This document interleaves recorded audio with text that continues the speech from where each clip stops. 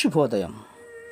Global బెతేనియా Calvary ministry తరపున ఈ ఉదయకాల సమయంలో మరొకసారి మీ అందరితో కూడా కలుసుకొని దేవుని యొక్క పరిశుద్ధమైన మాటలు ధ్యానించడానికి దేవుడు నాకు ఇచ్చిన మధురమైన అవకాశాన్ని బట్టి నేను దేవునికి ప్రత్యేకమైన వందనాలు తెలియజేస్తున్నాను.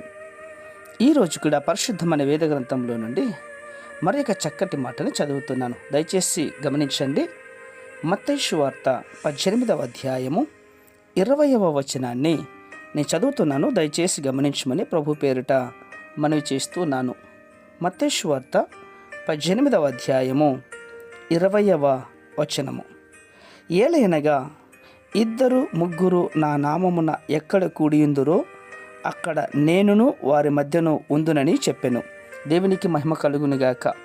అవును ప్రియులరా, ఎక్కడ ఇద్దరు ముగ్గురు నా నామములో కూడుకొని ఉంటారో వారి మధ్యలో నేను ఉంటాను అని వాక్యం మనకు సెలవిస్తుంది.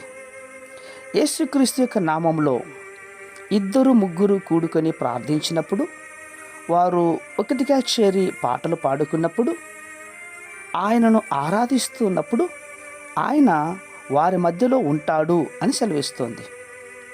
అవును ప్రియులారా, సర్వాధికారియు సర్వశక్తి సంపన్నుడైనటువంటి ప్రభువారు మన మధ్యలో నివసించటం అంతకంటే భాగ్యం మరొకటి ఏమైనా ఉంటుందా?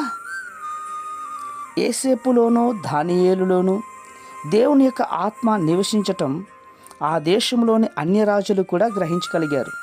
అవును, ఇతని వలె దేవుని ఆత్మను కలిగిన మనుష్యుని కనుగొనగలమా అని వాళ్ళు సాక్ష్యం చెప్పారు. ప్రియులారా, నా ప్రియమైన సహోదర సహోదరులారా, నీలో కూడా యేసుక్రీస్తు ఉన్నాడని, నీ దేవుడు చాలా గొప్పవాడని నీ చుట్టూ ఉన్నటువంటి జనాలు చెప్పుకోగలుగుతూ ఉన్నారా? మనలో చాలామంది మనల్ని తగ్గించుకొని ప్రార్థన చేస్తూ ఉన్నప్పుడు, సమూహముగా కూడి ప్రార్థిస్తున్నప్పుడు ప్రభువారు మనలో ఉండి తన అద్భుత కార్యములను మన ద్వారా చేయిస్తాడు. అనేకమైనటువంటి ఆశీర్వాదములను పాత్రులుగా మనం నిలబెడతాడు. కానీ అంతలోనే మనము గర్విష్ఠులమై దేవుని ఆశీర్వాదమును మాత్రం పట్టుకుంటాం, దేవుణ్ణి మరిచిపోతూ ఉన్నాం. అలాంటి సందర్భాలలోనే దేవుని యొక్క కార్యాలు మన జీవితంలో సక్రమంగా జరగవు.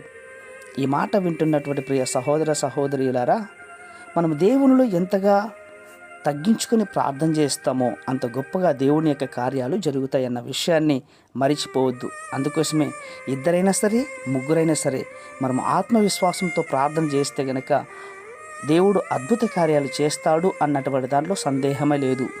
ఖచ్చితంగా దేవుడు తన అద్భుత కార్యాలను మన ద్వారా జరిగించునుగాక. పరిశుద్ధమైన మా ప్రియ పరలోకపు తండ్రి, చాలా సంతోషం నాయన. మరి ఈ మాటలు మా కోసమే విత్తిన విధానాన్ని బట్టి ప్రభువా, ఈ మాటలు వింటున్న వారందరి జీవితాల్లో మీ అద్భుత కార్యాలు నెరవేరుస్తున్నందుకే స్తోత్రాలు అర్పించుకుంటూ చిన్న ప్రార్థనను మా రక్షకుడు యేసయ్య నామమున బట్టి అడిగి వేడుకొని పొందుతున్నాం మా తండ్రి.